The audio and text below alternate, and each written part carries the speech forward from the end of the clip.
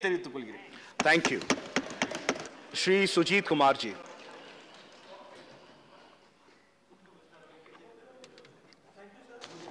Sir, I support the bill. Sir, मैं माननीय मंत्री जी का रिप्लाई लोकसभा में सुन रहा था. उसमें जो जन औषधि केंद्र के बारे में वो बोल रहे थे और जो जेनरिक मेडिसिन का यूसेज 2% से बढ़ के भी 8% हो गया है देश में, ये बता रहे थे. और एपीआई हम लोग जो इंपोर्ट करते हैं 80% ऑफ आवर एपीआई, अभी lot of steps have been taken by government, उसके बारे में बता रहे थे. Sir, but so I commend the government for these initiatives. But, sir, one of the previous honorable member was speaking about APIs at length, and he mentioned about this 80% APIs being imported, and we know most of it comes from China.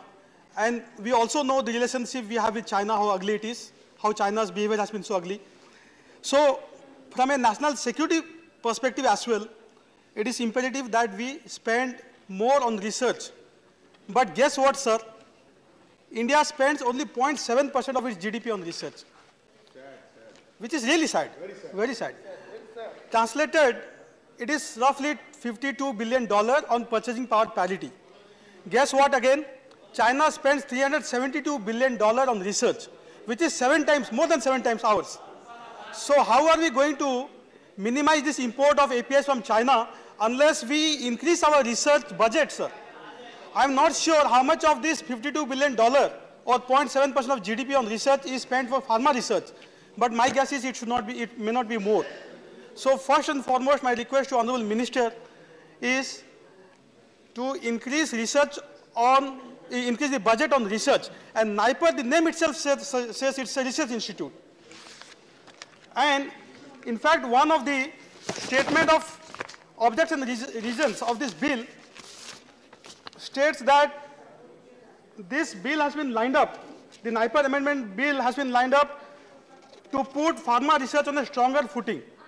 And we are all aware, sir, during COVID-19, how India has been one of the few countries, in fact, in the world to be able to produce vaccine and, in fact, export vaccines as well. I will, sir, now state the achievement of NIPER Mohali here. I will like to put it on record. They have done pioneering work on treatment drugs of COVID-19 and also on antiviral treatment. But, sir, you will appreciate that research is a very long-term activity. It has a long gestation period of 5 to 10 years. So, I would like to request through you, sir, to hugely increase, at least by 10-fold, the budget on pharma research. Sir, we have a huge population and a young population. And we keep saying that we are the pharma capital of the world.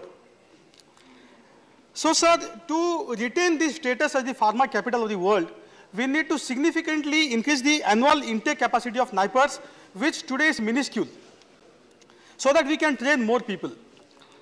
And this has also been recommended by the parliamentary committee, which one honorable member was speaking about.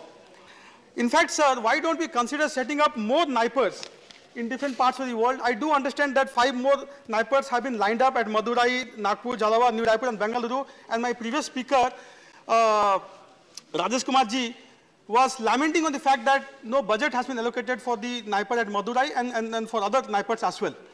Sir, my humble request to the government is to consider setting up more NIPERs in rural and tribal pockets of the country. Why should they be deprived of quality education in various fields?